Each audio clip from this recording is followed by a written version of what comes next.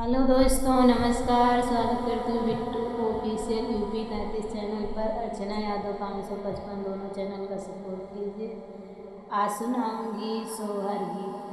अच्छा लगे तो लाइक, सब्सक्राइब, शेयर, कमेंट जरूर करना। ऊंची महलिया ससुर जी कई हवा ना